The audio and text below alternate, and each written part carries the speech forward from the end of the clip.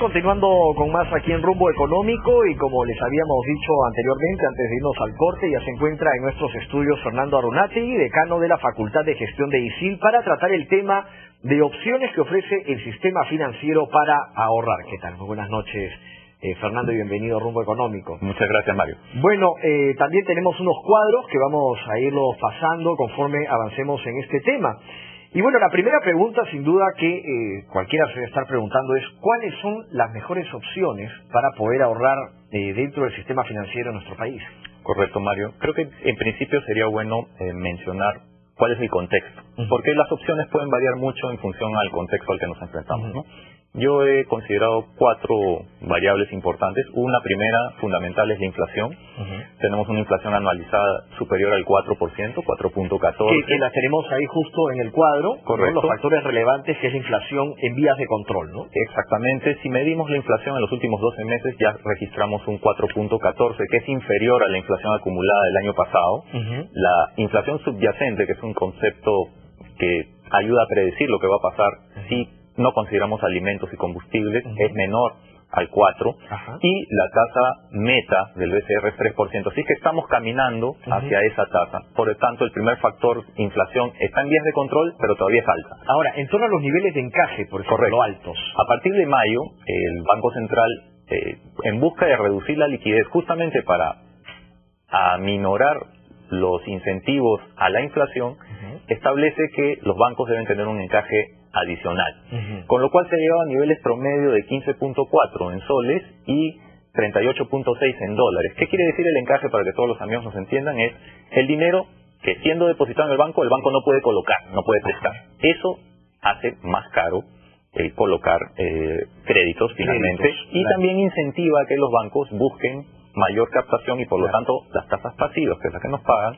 podrían tender algo a subir, ¿no? Que lo están logrando, ¿no? Sin duda los bancos en estos momentos están captando la atención de sus clientes. Correcto, lo vamos a ver luego. Algunos bancos que necesitan liquidez, obviamente con estas tasas de encaje que les reducen la liquidez, buscan captar depósitos, y eso los anima a incentivar a subir algunas tasas, ¿no? Pero hablo obviamente de instituciones financieras que requieren liquidez. Pero el segundo factor, tercero, está referido a la tasa de referencia, todavía alta, porque la inflación, si bien es cierto, está en vías de control, el BCR ha decidido mantener esa tasa de referencia todavía en 4.25, y ese es un factor importante también para las tasas de interés en general. Cuando eso baje, es probable que tengamos tasas algo más bajas. Y algo que preocupa, sin duda, ahora es la turbulencia europea, ¿no? Correcto. La crisis.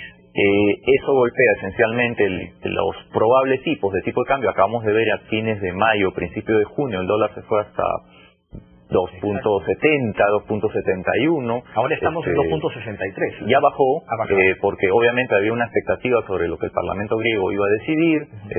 Esas expectativas han sido satisfechas hacia lo positivo, y por lo tanto el dólar retorna, pero siempre allí, pues. Por lo tanto, si uno está endeudado en dólares, por ejemplo, y tenía que pagar justo a fin de mes, el mes pasado, probablemente haya tenido que asumir un costo mayor. Entonces, ahora, son 4 factores. Preocupa mucho también, Fernando, disculpa que te interrumpa, el tema de las AFP, ¿no? Por ejemplo, en dónde se encuentran colocados los fondos, no, si es fondo mixto o si es el fondo básico, por ejemplo el fondo 3, ¿no? Entonces, definitivamente hay gente que tiene su plata en dólares, y muchos estarían haciendo la pregunta: ¿qué es lo que conviene más, no? Por ejemplo, en este momento, por lo menos en el mediano plazo, el sol se pinta como la opción más digamos, atesorable para los inversionistas, ¿sí? Bien, vamos a seguir entonces con esto de la turbulencia europea. Eso es probable que continúe todo este año, y probablemente también el próximo año. No es un problema fácil de resolver, y tendremos algunos hitos. En este cuadro, Mario, mostramos las tasas de interés que están actualmente pagando en el sistema para 3 tipos de productos.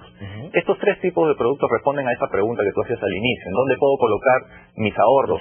En términos generales, hay 3 tipos de productos donde los ahorros pueden ir. Son las cuentas de ahorro típicas, los depósitos a plazo, y todos los que están en planilla tienen un ahorro forzado, entre comillas, que se llama CETES.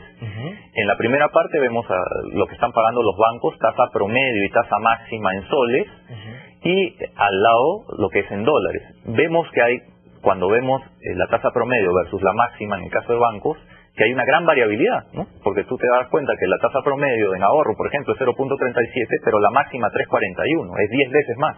10 veces más. La tasa de depósitos a plazo es en promedio 5.19, pero la máxima es casi el doble, 9.27. Conclusión, hasta ahí tenemos que buscar información. Claro. Porque las tasas promedio no nos dicen exactamente cuáles son las oportunidades que hay. Tengo una oportunidad de ganar hasta 9.27 en un depósito a plazo fijo en un banco, y cuando miro hacia abajo, siguiendo con la columna de soles, y veo la tasa máxima en las cajas municipales para depósitos a plazo, me doy con una sorpresa que no veía hace cierto tiempo. Veo un 8.77 en depósito a plazo, tasa máxima promedio para las cajas municipales, y subo y veo 9.27 en bancos. ¿Qué ha pasado? Ya hay bancos hoy que están pagando, Mario, más que las cajas en depósitos a plazo, ahora, lo cual no sucedía hace un tiempo. Muchos se podrían estar haciendo la pregunta entonces, o sea, ¿qué conviene más? ¿Poner la plata en un banco o poner en una caja municipal? Creo que buscando bien podemos encontrar opciones interesantes en ambos lados, ¿no? O sea, yo no diría siempre bancos ni siempre cajas, porque esto va variando. Esto es en el caso de bancos son datos al 19 de junio, y en el caso de las cajas, la SBS registra a fin de mes los datos, entonces esto es al 30 de mayo. Pero lo que vemos es que ha habido una tendencia a mejorar las tasas de depósito a plazo fijo, y en el caso de ahorros, que siempre se ha visto como una tasa muy pequeña, la variabilidad es muy grande. O sea, si bien es cierto, hay tasas muy pequeñas, 0.37 en promedio para bancos, 0.90 para las cajas municipales, las máximas ya comienzan a acercarse por lo menos a la inflación. Partimos de ahí, ¿no es cierto? La inflación está en 4.14, todavía las tasas de ahorro no están remunerando lo suficiente para cubrir la inflación. Ahora, Fernando, ¿a qué se debe esa diferencia, por ejemplo, en las cifras? Ahí entre depósitos de ahorro, correcto, y depósitos a plazo. Exacto. Lo que sucede es que el ahorro está disponible siempre. La cuenta de ahorro es aquella que está asociada a la tarjeta de débito. Entonces, constantemente está sujeta a movimientos, a transacciones. De hecho, hay un costo por esas transacciones. Ese costo es asumido a través de una menor tasa de interés. En el caso del depósito a plazo fijo, Mario, la diferencia está en que uno no puede tocar esos fondos por un lapso de tiempo que está comprometido. Lo que yo he registrado ahí son 360 días a más. ¿Sí? Esas son las tasas de depósito a plazo fijo. O sea, si yo necesito el dinero, no puedo ponerlo en un depósito a plazo fijo. Claro, sin duda. Ahora, si bien es cierto, los bancos ahora están prestando un poco más, pero también el índice de deuda ha subido enormemente. Vemos muchas familias que se encuentran endeudadas. Hoy día el BCR ha publicado unas cifras respecto al apalancamiento de las familias. Sí, efectivamente las familias, en función a sus expectativas, porque uno se endeuda en función a qué va a pasar en el futuro. Las deudas se van a pagar en el futuro.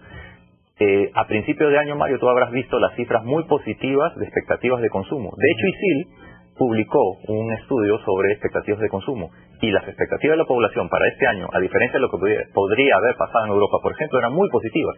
Eso animaba a mucha gente a tomar créditos, por ejemplo, para autos, ¿no? Para casas y créditos de consumo. Eso obviamente está elevando los niveles de endeudamiento. Lo que hay que cautelar es que las personas puedan pagar lo que están comprometiendo el día de hoy. Ahora, ¿en qué se basan, por ejemplo, estas opciones de ahorro del sistema financiero para elegir, por ejemplo, a quién se le da la mejor tasa y a quién se le da la menor tasa? Generalmente está asociado al depósito, al monto del depósito. O sea, montos mayores, por ejemplo, en depósito de plazo fijo, esos son las tasas promedio, se pueden remunerar mejor, porque son recursos adicionales que una persona está inmovilizando durante un tiempo. Entonces, yo diría el monto promedio mínimo necesario para obtener un buen rendimiento está entre los 3.000 y 5.000 soles en depósitos a plazo. Ahora, en torno a lo que es en dólares, por ejemplo, o sea, esa diferencia, ¿no? Las tasas son menores, como tú ves. Son menores, ¿no? Sí, incluso ahí, si observamos solo las máximas, en bancos, en ahorro 2%, la máxima en depósito a plazo fijo 3.88%, y en CTS 5%, y vamos abajo, y en ahorro las cajas municipales,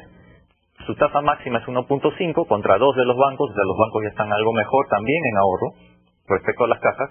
En depósito a plazo y CTS sí se obtienen mejores tasas todavía en las cajas municipales, pero a lo mismo que ha sucedido en soles, las brechas entre ambas se están comenzando a cortar. A cortar. Exactamente. Se ve que no es nada casi. Bueno, o sea, ya no es por lo menos el doble, ¿no? Claro. De 5 a 7 estamos hablando de un 40% más en el caso del CTS en dólares, tasa máxima para una caja versus un banco.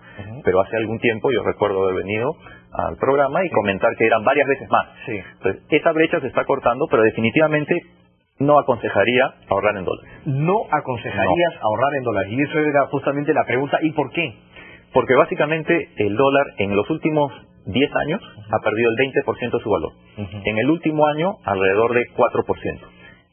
Lo que sucede es que hay hipos en ciertos momentos. Quizás una persona que tiene deudas en dólares, lo que podría hacer es, primero podría tratar de convertir su deuda a soles. Y Fernando, vamos a ir a una pausa, Correcto. Y luego vamos a continuar con más, ¿qué es lo que podría hacer una persona? Correcto. Vamos a hacer una pausa y lo tenemos con Fernando Arrunate, decano de la Facultad de Gestión de ICI. Scotiabank descubre lo que